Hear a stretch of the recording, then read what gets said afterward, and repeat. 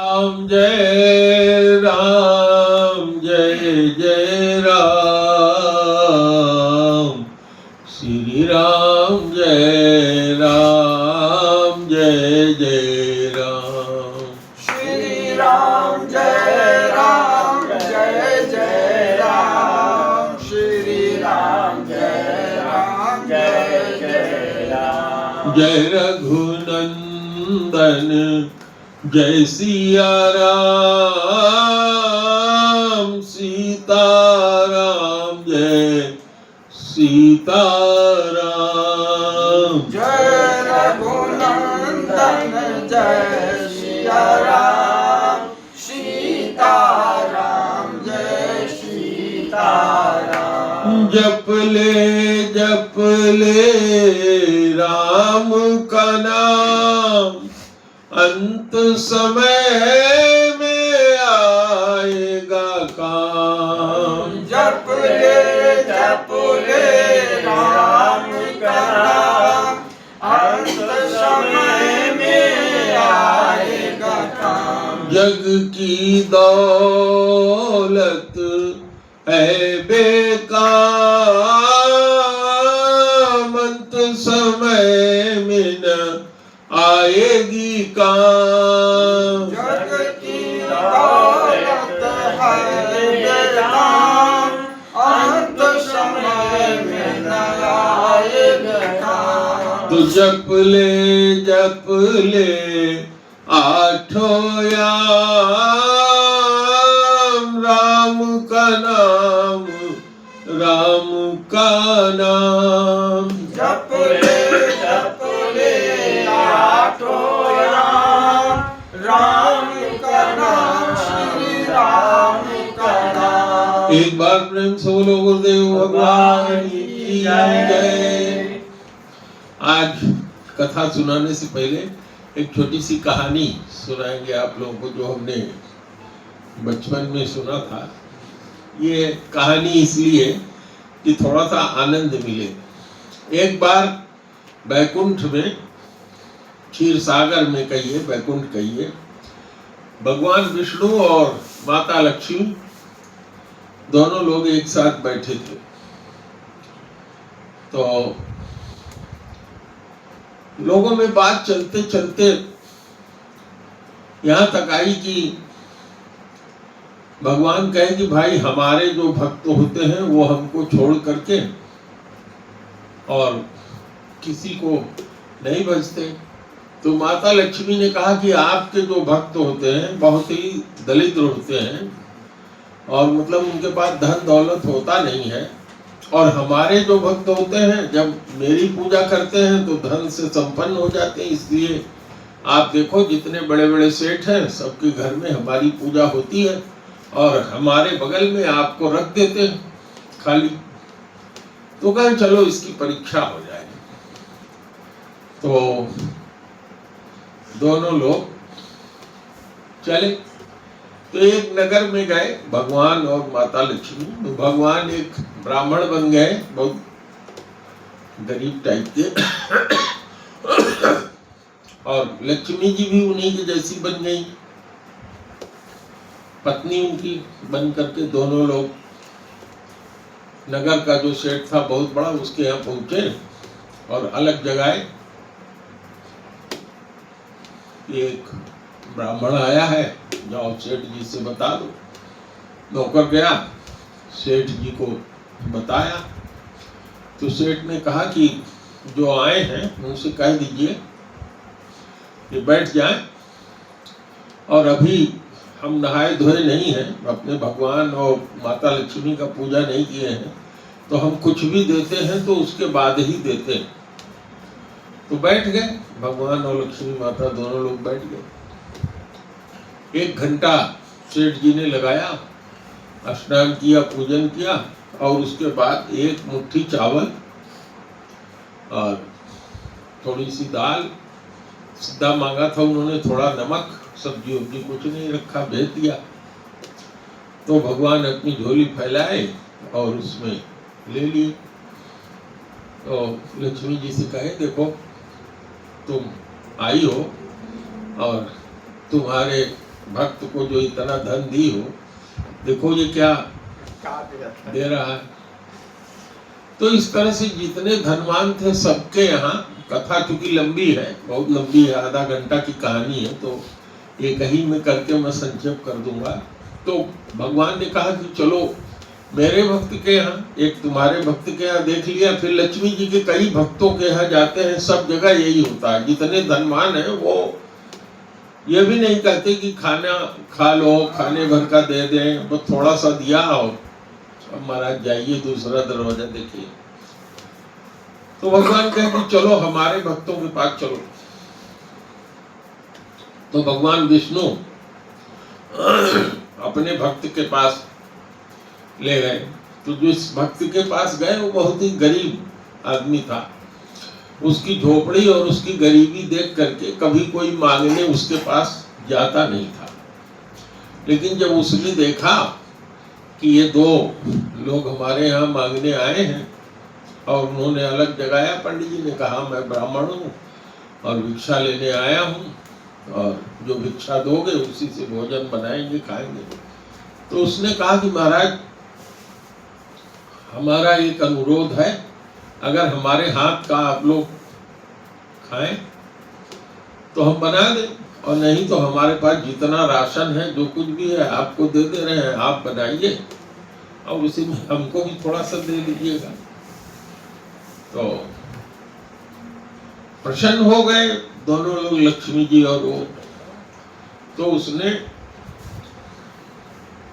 भरपूर जितना उसके पास था सब लेकर के आया और कहा कि महाराज मैं बहुत गरीब हूँ, रोज मजदूरी करता हूँ, जितना पाता हूँ, कल जितना पाया था वो मेरे पास इतना ही है, इसी में आप बनाइए, आप भी खाइए, आप लोग भी, जो कुछ बचे वो हमें दे दीजिए। तो भगवान ने बनाया फिर भाई भोजन। उसने मिट्टी का चूल्हा, लकड़ी, बर्तन सब दे दिया और उस आदमी को बुलाया। भोजन तैयार हो गया तो कहा कि भोजन तैयार हो गया है, अपने भगवान को भोग लगाया। कहा ठीक। उसने थोड़ा सा भोजन लिया और जहाँ शालिग्राम जी को रखता था वहाँ गया भोग लगाने। तो क्या देखता है कि जो मांगने लोग आए हैं वही शालिग्राम में दिखाई पड़ रहे। तो फिर गया वहां उनके पास, लौट के देखा तो दोनों लोग वैसे फटा धोती कुर्ता पहने, लेकिन चेहरा वही नजर आ रहा था शालिग्राम में। फिर गया, फिर देख के आया तो कहा कि अब ये झगड़ा नहीं करेंगे, शालिग्राम को उठा के उनके पास ले। इसमें 4-5 बार गया आया, शालिग्राम जी को उठा करके लेके गया और कहा कि पंडित जी महाराज, भगवान शालिग्राम जी इतने प्रसन्न हो गए हैं कि आज जब मैं बार बार अंदर जा रहा हूँ भोग लगाने के लिए तो आप दोनों लोगों का चेहरा इनके ऊपर प्रकट हो जा रहा है। तो अब यहाँ लेके आया हूँ। तो वहां देख रहा है तो जैसे महाराज जी को मैं देखूं इधर और उधर शालिग्राम में देखूं, तो दोनों चीज दिख रहा है। तो भगवान प्रसन्न हो गए, कहेगी मैं विष्णु हूँ, ये मेरी पत्नी लक्ष्मी है। बड़ा प्रसन्न हुआ उसने, कहा महाराज भोग लगाइए। लेकिन भगवान का सब कुछ करने के बाद उसने भगवान से पूछा कि हे महाराज, हम ये देखते हैं कि आपके जितने भी भक्त हैं वो आपकी पूजा खूब करते हैं, लेकिन सामान्यतया धन से विहीन रहते हैं। तो महाराज ऐसा क्यों है? सीधे पॉइंट पर आ गए। तो भगवान विष्णु ने कहना शुरू किया कि देखो भाई, भगवान शंकर या किसी की भी आप लोग पूजा करते हैं तो वो जितने भी लोग हैं वो 3 गुण के अंदर है। भगवान शंकर जो है तमोगुण के स्वामी कहलाते हैं, भगवान ब्रह्मा रजोगुण के स्वामी कहलाते हैं और हमको सतोगुण का स्वामी कहा जाता है। लेकिन मेरे अंदर कोई गुण नहीं बसता, तो वो लोग चूंकि उनकी क्षमता ही इतनी है कि संसारी चीजें ही वो लोग दे सकते हैं, बाकी देवता और वो। और हमारी क्षमता ये है कि जो हमारा पूजन करता है उसके जन्म जन्मांतर के जितने पाप होते हैं वो सब मैं हरण कर लेता हूँ। सब, मेरा नाम हरि है, उन्होंने कहा मेरा नाम हरि है, और मैं ऐसे चोरी करता हूँ कि कोई जान नहीं पाता। जब मेरा भक्त मेरा भजन करने लगता है तब धीरे धीरे मैं उसकी चीजों को हरण करना शुरू कर देता हूँ, और धीरे धीरे उसके जितने रिश्तेदार नातेदार हैं, जब वो धन से दरिद्र होने लगता है, पहला काम यही करता हूँ, धन उसके पास से हटा देता हूँ। तो जब वो निर्धन होने लगता है तो उसके जितने इष्ट मित्र मिलने वाले रिश्तेदार नातेदार हैं सब उसको छोड़ देते हैं। तो उसने कहा महाराज आप बता रहे हैं, लेकिन हम आपसे पूछना चाहते हैं कि ऐसा क्यों कर देते हैं? तो भगवान ने कहा कि देखो, मैं इसलिए करता हूं, देखता हूं कि ये मेरी भक्ति में वास्तव में लीन है, तो मेरा नाम हरि है, मैंने बताया, मैं उसको सबसे पहले धन से हीन कर देता हूं, इसलिए कि जब उसके पास धन रहेगा तो उसी लालच में और धन को बढ़ाने में और कार्य करने में वो उसमें लगा रहेगा, भक्ति मेरी उससे नहीं होगी। अब चूंकि मैं उसके हृदय में देख लिया हूं कि उसके हृदय में मेरी अनन्य भक्ति है, वो भक्ति करके हमको पाना चाहता है, तो पहली शर्त यही होती है कि वो मेरे पर पूर्णतया आश्रित हो जाए। तो उन्होंने कहा कि देखो, गीता में मैंने एक श्लोक कहा है, अनन्यो नास चिंतयन्ते माम, जिसको किसी और का आसरा रहता है उसको मैं नहीं मिलता हूं, जो केवल मेरे आश्रय रहता है, किसी अन्य को उसका आसरा नहीं है, उसके पास केवल मेरा ही आसरा है। अनन्यो नास चिंतयन्ते माम, जो केवल मेरे आश्रित है। तो मेरे आश्रित जो हो जाता है उसको जब मैं जान जाता हूं तो उसकी सारी चीजों का मैं हरण कर लेता हूं, क्योंकि मेरी भक्ति पाने के लिए बाकी चीजें जब वहां रहेंगी तो नहीं मिलेंगी। उन्होंने कहा कि उसी तरह से जैसे कूड़ा कबाड़ा कहीं पड़ा हो और जब तक वो साफ नहीं होता तो मेरा पूजन या भगवान का पूजन या कोई अच्छा कार्य नहीं होता। इसलिए रोज सवेरे लोग उठ के अपना घर साफ करते हैं, और सफाई से रहने से ही सारे जीव जो है बीमारी और इससे भी मुक्त होते हैं। इसलिए मेरा नाम हरि है, मैं पहले उसका धन हरण कर लेता हूँ, उससे उसके इष्ट मित्र परिवार वाले सब धीरे धीरे उसको छोड़ देते हैं, और पूर्णतया फिर वो मेरे आश्रित होकर के केवल मेरा ही भजन करता है, और अंत में हमको, मेरी गति को और हमको प्राप्त हो जाता है। तो लक्ष्मी जी भी उसको सुनी और उन्होंने कहा उस गरीब ब्राह्मण से कि देखो, ये मेरी पत्नी लक्ष्मी है, आज हमारे और इनके में यही बाजी लगी थी, इनके जितने भक्त हैं पूजा करते हैं तो वो देखने भी नहीं आए, और जब मांगने जाते थे तो पहले वो सेठ लोग कुछ भिजवा देते थे, तो अंत में मांगने के समय में ही वो कहते थे कि जाओ अपने सेठ जी से कह दो कि भगवान लक्ष्मी मैया भगवान विष्णु आए हैं।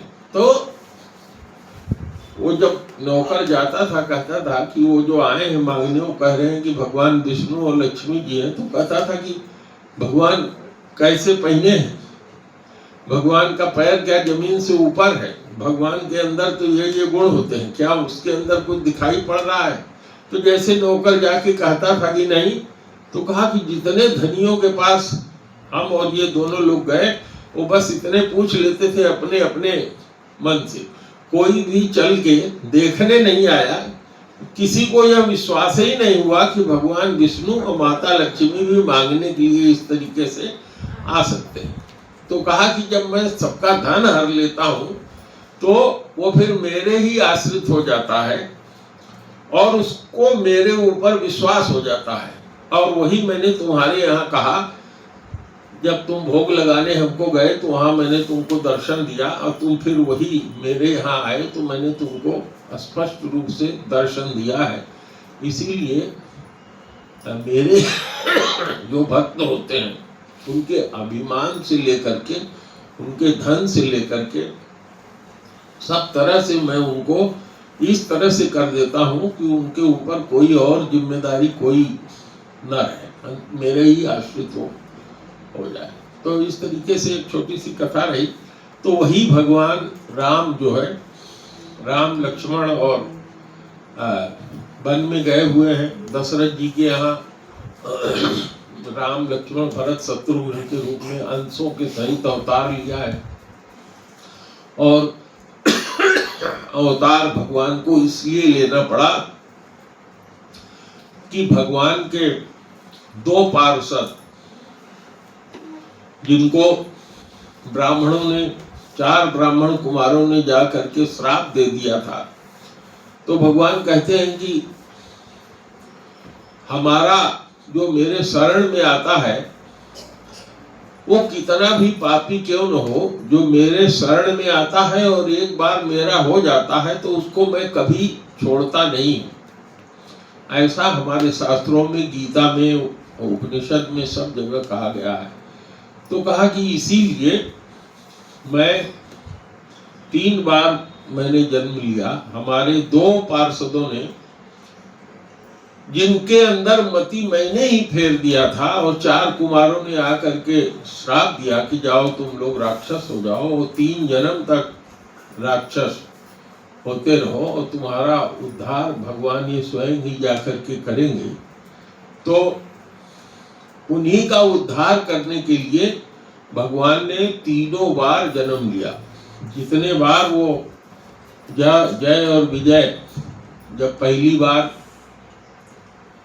हिरण्याक्ष और हिरण्याकश्यप हुए तब भगवान ने भिन्न भिन्न रूप धारण करके उनको वहां मुक्त किया। जब रावण और कुंभकर्ण बने तब भगवान ने राम लक्ष्मण का स्वरूप धारण करके, राम लक्ष्मण भरत शत्रुघ्न का स्वरूप धारण करके अंत सहित अवतार लिया और लंका में जाकर के उसका वध किया। और तीसरी बार वो दंतवक्र और क्या नाम था भगवान के, शिशुपाल और दंतवक्र के रूप में जन्म लिया। और तीसरे जन्म में भी उनका वध करके मैंने उनको अपने लोक में बुला लिया। तो भगवान ने कहा, क्योंकि मेरी यह प्रतिज्ञा है कि मैं किसी भी परिस्थिति में अपने भक्त को नहीं छोड़ता हूँ, और मुझे लीला करना होता है। तो लीला करने के लिए कोई न कोई नाटक में विनोदी स्वभाव होने के कारण कोई न कोई नाटक मैं उत्पन्न कर देता हूँ, जिससे कि कारण बन जाए। कोई कारण जब तक नहीं होगा, इस संसार में जितनी भी चीजें हैं उसके पीछे यही थ्योरी है कि हर चीज का कारण है और कारण का निवारण है। तो उसके लिए मैं कोई कारण बना देता हूँ, जिसके कारण से कि मैं स्वयं धरती पे आता हूँ और सारे जीवों को मैं अपने गुण के बारे में बताता हूँ। भगवान ने कहा कि यद्यप सारे जीव मेरे ही अंश हैं, मैंने उन जीवों को प्रकट नहीं किया, क्योंकि जीव मेरा अंश है और मैं अविनाशी हूँ, इसलिए जितने जीव हैं वो सब अविनाशी हैं।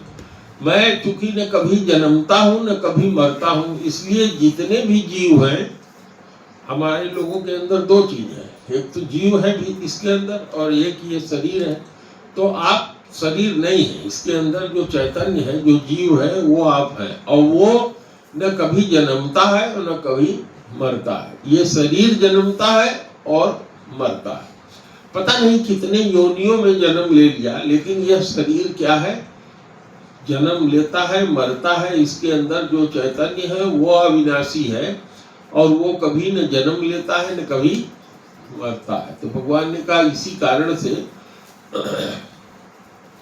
सारे जीवों में मैं ही वास करता हूं। ईशावास्योपनिषद एक उपनिषद है जिसमें पहला मंत्र ही कहता है ईशावास्य इदम गुम सर्वम। माने इस संसार में जितनी भी चीज है, चैतन्य या अचैतन्य, सब कुछ मैं ही हूं।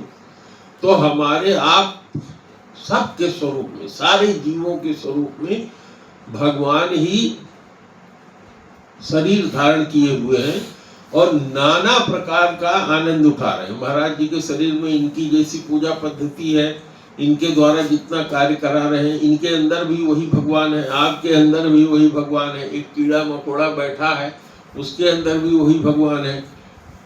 तो वो सारे चीज के भोक्ता भगवान ही है। जीव कभी भोक्ता बन नहीं सकता। भोक्ता बनने का प्रयास करता है, भोगने का प्रयास करता है, लेकिन उसके शरीर की एक लिमिट है, क्योंकि शरीर माया से बनी है और उस लिमिट में वो खत्म हो जाता है।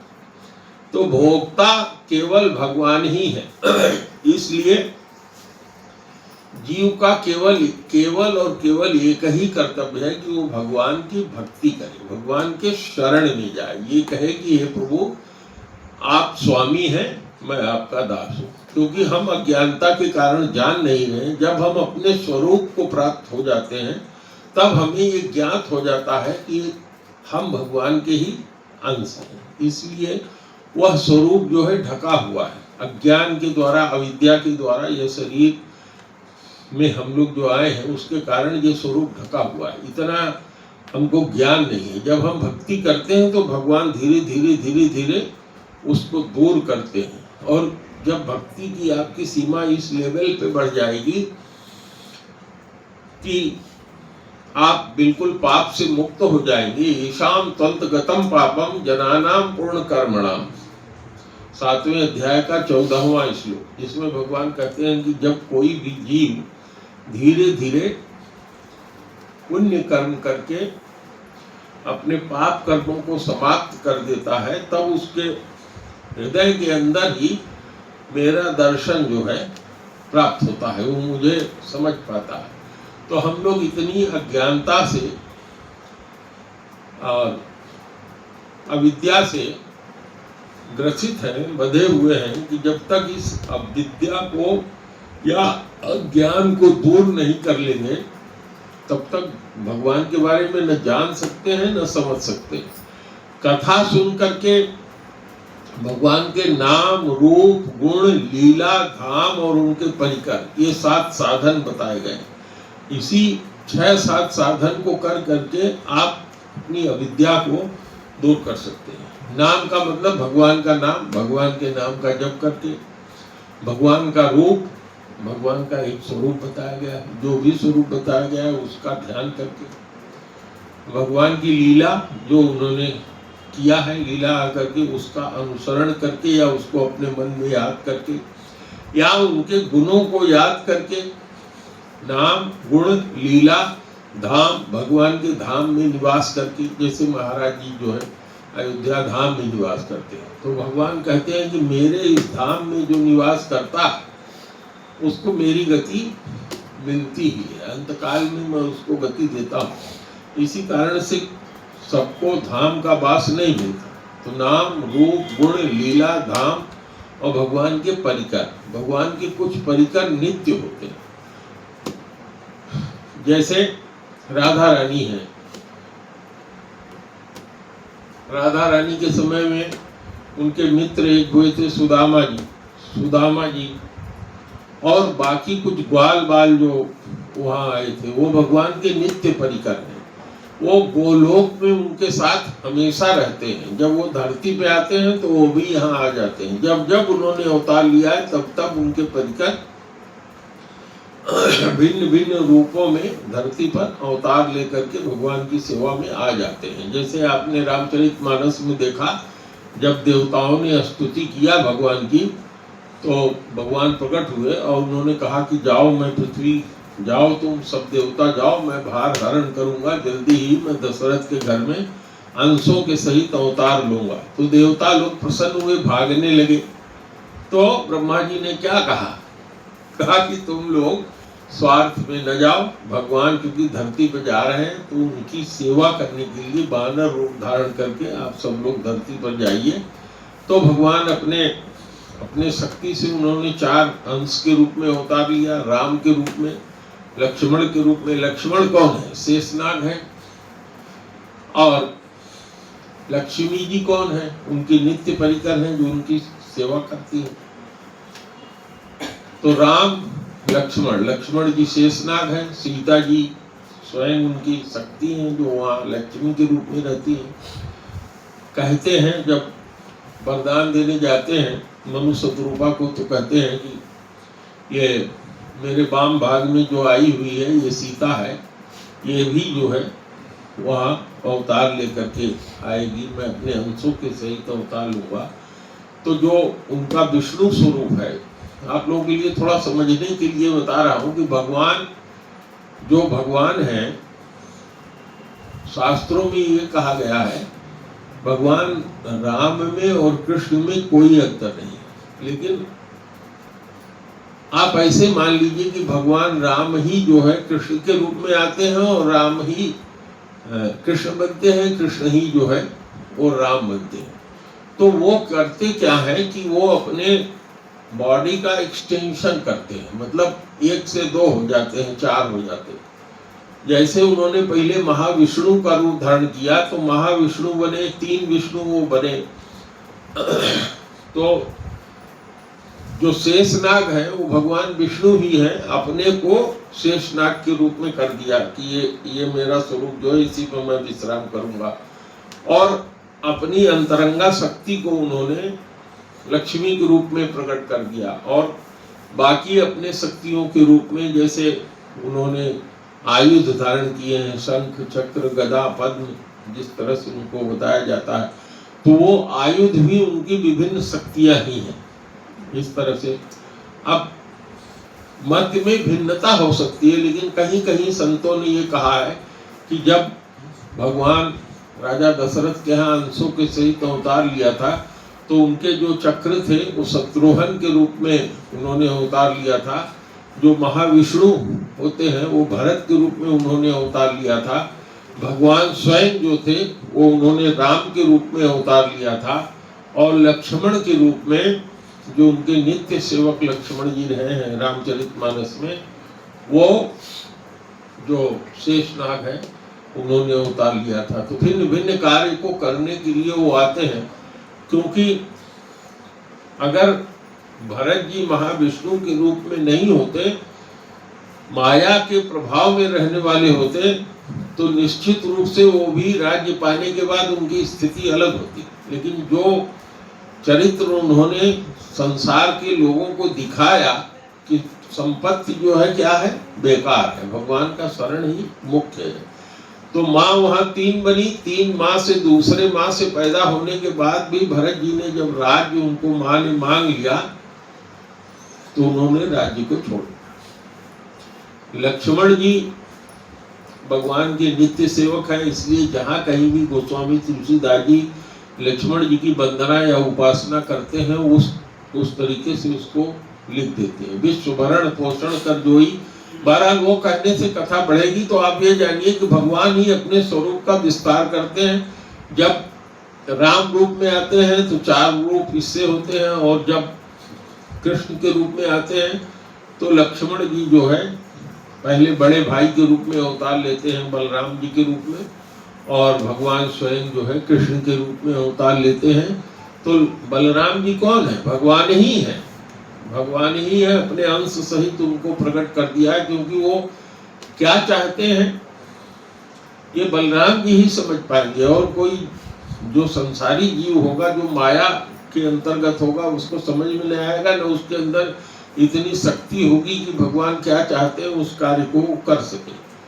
तो श्रीमद् भागवत में भी भिन्न भिन्न उदाहरण दे करके इसको समझाया गया है। एक बार ब्रह्मा ने श्रीमद् भागवत में आप लोगों ने सुना है कि ग्वाल बाल गैया बछड़े सब चुरा ले गए।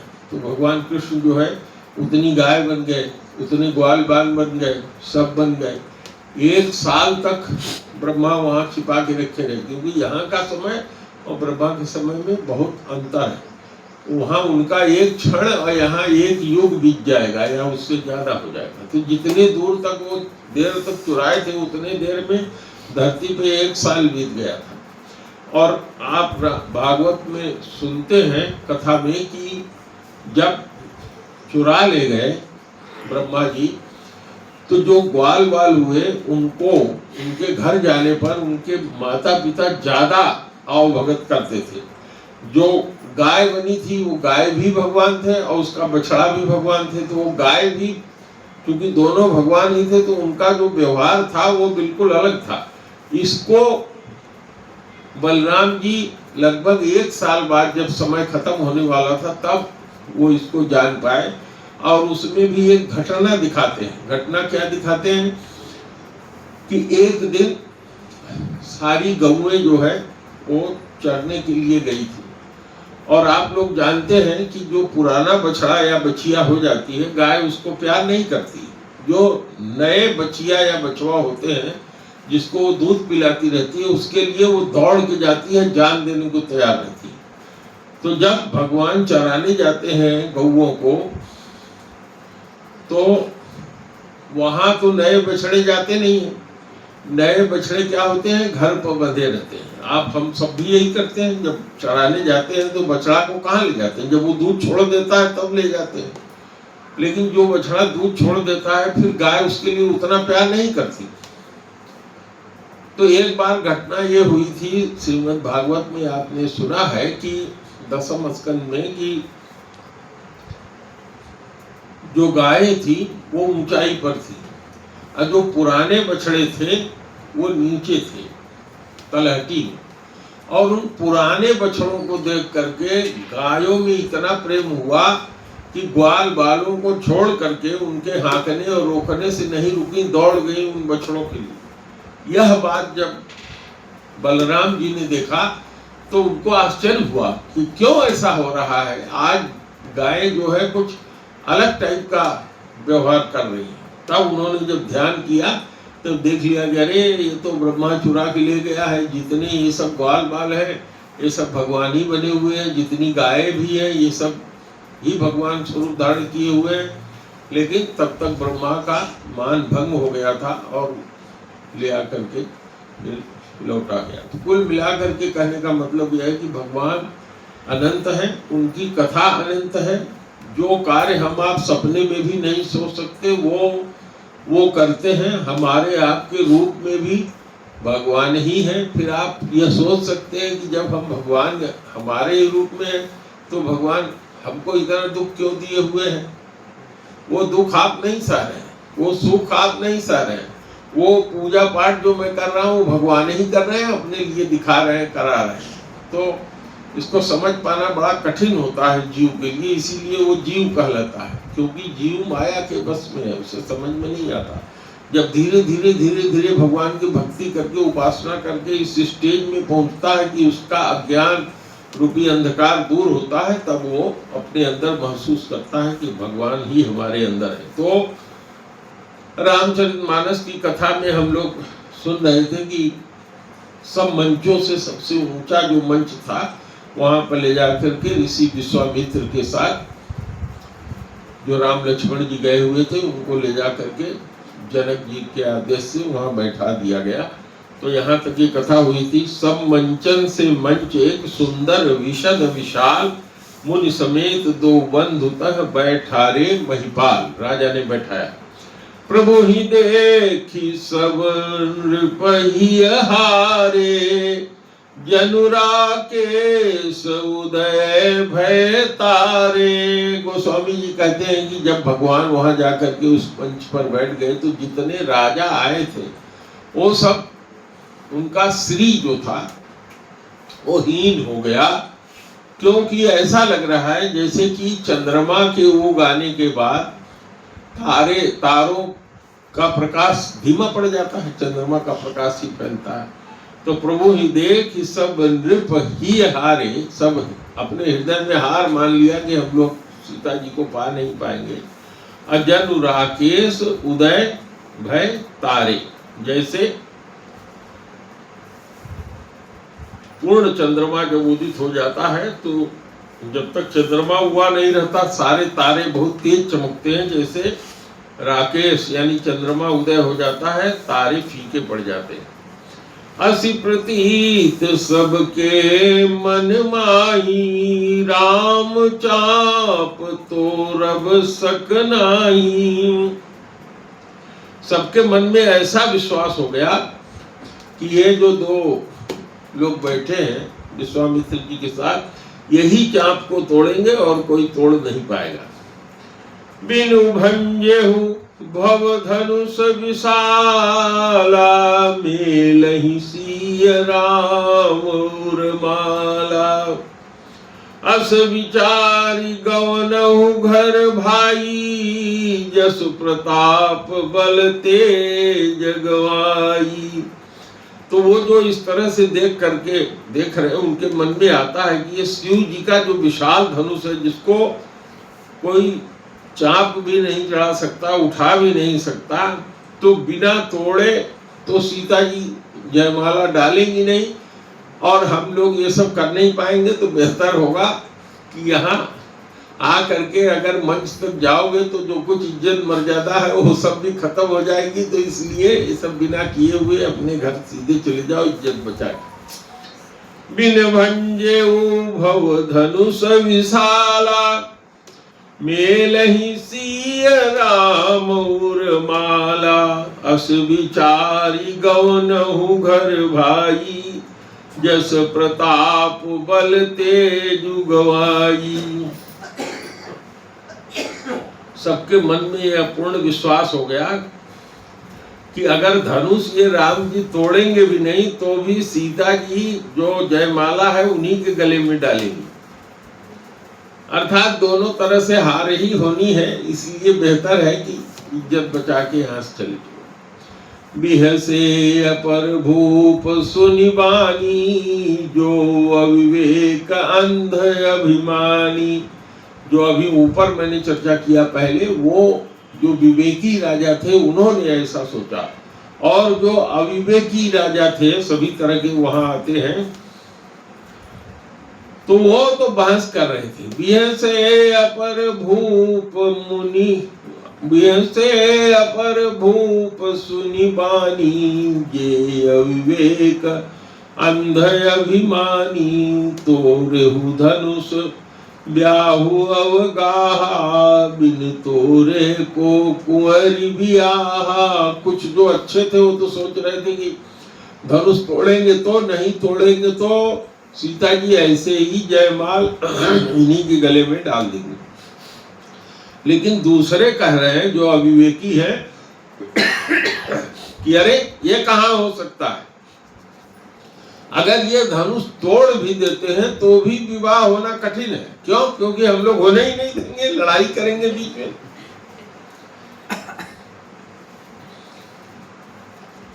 एक बार कालेहु किन होई, सियहित समरज तब हम सोई। अविवेक है, ज्ञान है, इस नाते वो सोच रहे हैं कि एक बार काल भी अगर आएगा तो विवाह तो हम ही लोग सीता जी से करेंगे, काल भी चाहे हो वो भी फेल हो जाएगा।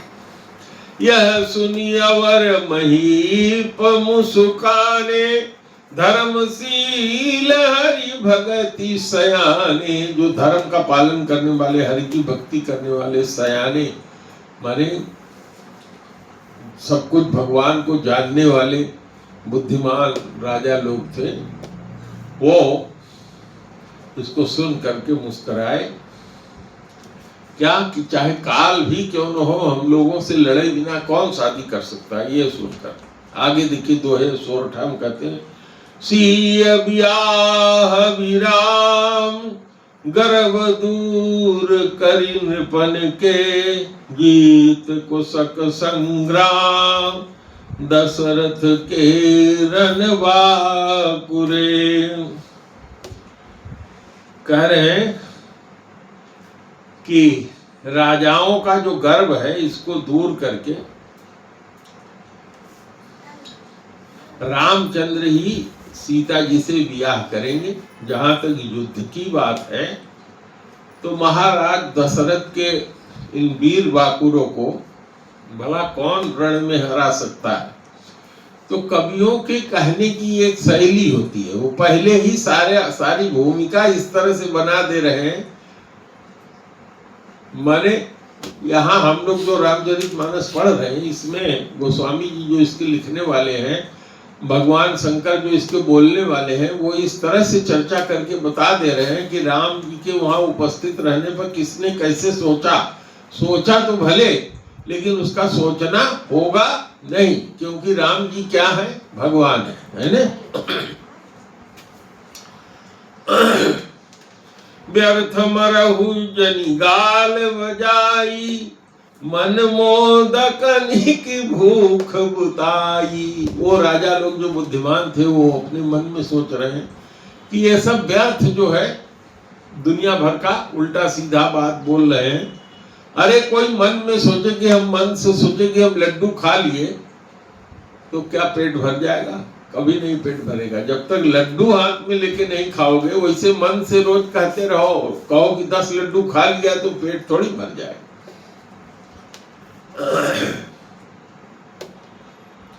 सिख हमारी सुनी परम पुनीता, जगदम्बा जानहु जी सीता।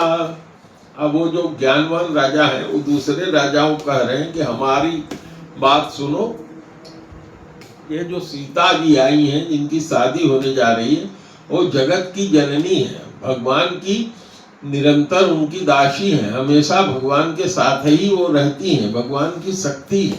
इसलिए तुम लोग जो ये सोच रहे हो, गाल बजा रहे हो कि हम लोग विवाह कर लेंगे, वो तुम लोगों के अज्ञान के कारण है। जगत पिता रघुपति विचारी, भरी लोचन छबिले उनिहारी। ये कौन कह रहे हैं? जो ज्ञानवान राजा हैं, जो भगवान को भगवान जान रहे हैं, वो कह रहे हैं कि ये जगत के पिता हैं रघुनाथ जी, और जगत माता है माता सीता जी। इसलिए भगवान जगत के पिता जो सामने हैं, उनको देख करके अपने मन को, नयन को जुड़ाओ, माने शांत करो। सुंदर सुखद सकल गुण राशि, ये दोई बंधु शंभुर वासी। ये बालक दोनों कैसे हैं? सुंदर है, सुखद, सुख को देने वाले हैं, और सकल गुण के खजाने हैं, सकल गुण के रास हैं, खजाने हैं। ये दो बंधु शंभु उर्वासी, यही दोनों बंधु जो है हमेशा शंकर जी के हृदय में निवास करते हैं, अर्थात शंकर जी इन्हीं की पूजा करते हैं।